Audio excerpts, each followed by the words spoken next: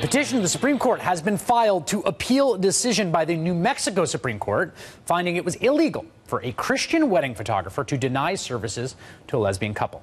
It was that case that was the spark for the so-called religious freedom bills that have spread from state house to state house across the country. And the organization that is defending that Christian photographer in that case, the Alliance Defending Freedom, is one of a small group of national social conservative organizations that see these bills as the new frontier in their fight against gay rights. Tennessee lawmakers are taking up sponsorship of a bill allowing companies to reject business from gay couples. Across the country, it seems, a bunch of conservative lawmakers in a bunch of different states have all had the same idea at around the same time. It's about whether or not people and businesses can refuse service to gay couples planning a wedding. 4 new bills filed in the state legislature promise to have a significant impact on government policies affecting gay and transgender Utahns. A bill sponsored by local state Senator Brian Kelsey has been called the Turn the Gays Away bill. The issue is a House bill that involves religious freedom legislation. Bills that allow business owners to cite their religious beliefs in order to deny service to gay people have been proposed or considered in at least 12 states, including, most infamously and controversially, the state of Arizona. Senate Bill 1062 does not address a specific or present concern related to religious liberty in Arizona. The Arizona bill was written by the conservative advocacy group Center for Arizona Policy, together with Alliance Defending Freedom, which works across the country. This bill has nothing to do with discrimination. It is it's protecting basic freedoms that belong to everyone. And I don't understand how you could argue anything else. This has nothing to do with discrimination. This is the website of the Alliance Defending Freedom, where you can purchase a book called The Homosexual Agenda, which laments efforts to dilute moral values so that homosexual behavior is thought to be normal. ADF has a budget of more than $30 million and dozens of lawyers on staff, and it is currently making the case in court that same-sex marriage harms children. The group has fought a variety of gay rights efforts at home and abroad, even defending a law in Belize that makes homosexual acts punishable by 10 years in prison. The other group behind the Arizona measure, the Center for Arizona Policy, is part of a nationwide network of family policy networks that have pushed similar laws in Kansas and Idaho. They are organized under the advocacy arm of Focus on the Family, the far-right Christian group founded by James Dobson, who also co-founded the Alliance Defending Freedom, and who sees same-sex marriage as the slipperiest of slopes. How about group marriage, or marriage between daddies and little girls? How about marriage between a man and his donkey? Anything allegedly linked to civil rights will be doable. Another big player in all this is a think tank called the Ethics and Public Policy Center, which has led the creation of 18 religious freedom caucuses in state houses across the country under the umbrella of its American Religious Freedom Program, a group that crafts model legislation, hands it over to state lawmakers, and then testifies on its behalf.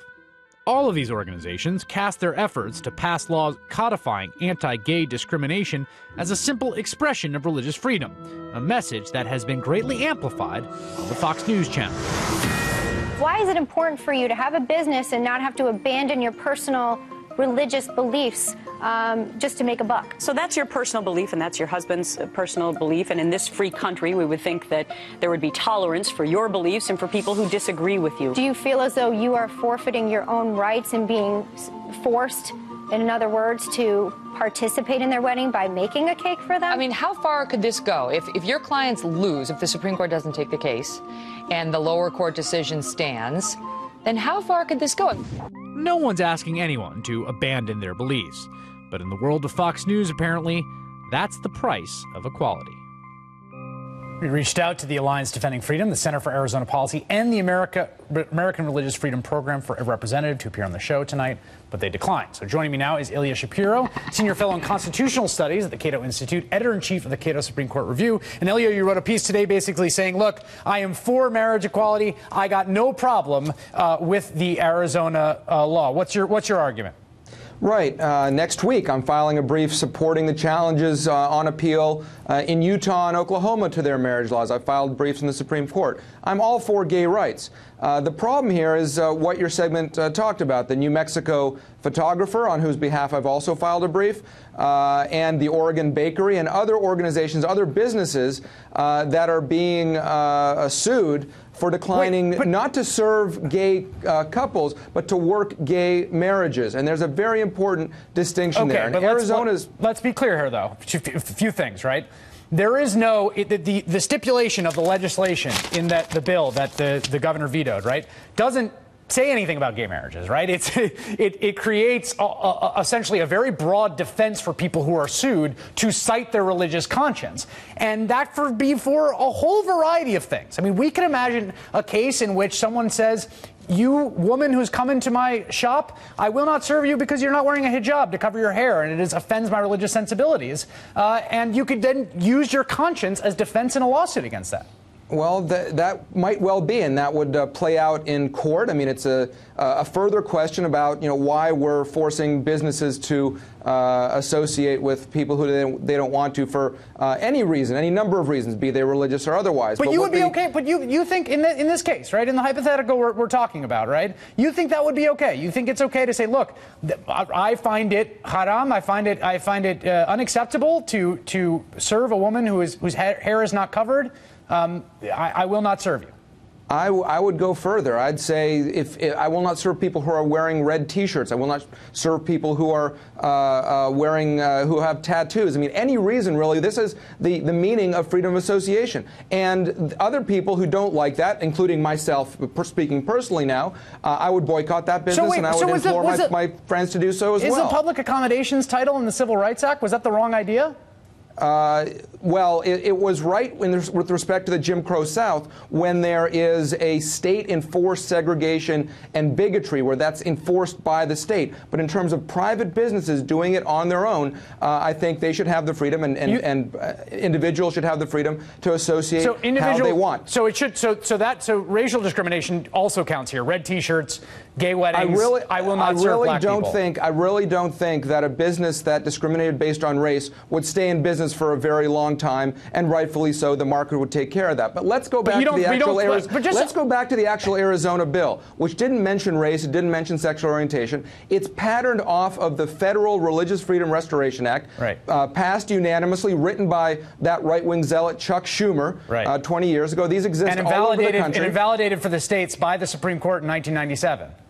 That's right. That's why a lot of states, about 12 by legislation and another 18 or so by common law, have these what are called mini RFRAs, and they've replicated what's on the federal level. This was a significant expansion of the scope of that. There were several places. No, not at all. Not at all.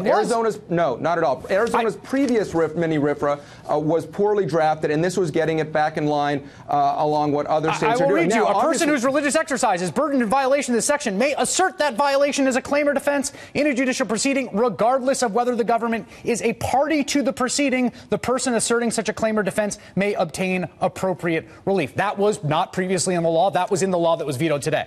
That's right. That was one of the biggest amendments, but that is at play in a host of actions where the government is trying to enforce whatever kind of its law against the individual, whereas the person suing, like in the Elaine photography, you're absolutely right in your segment to say that this was all started with the prosecution of the wedding photographer. And I think that hasn't happened yet in Arizona. We'll see what happens now. I would advise my fellow people that agree with marriage equality, don't go suing businesses that disagree with you. Take your business elsewhere and advise your friends to do the same. Ilya Shapiro with the Cato Institute. Thanks for coming on tonight. I really appreciate it. Thank you.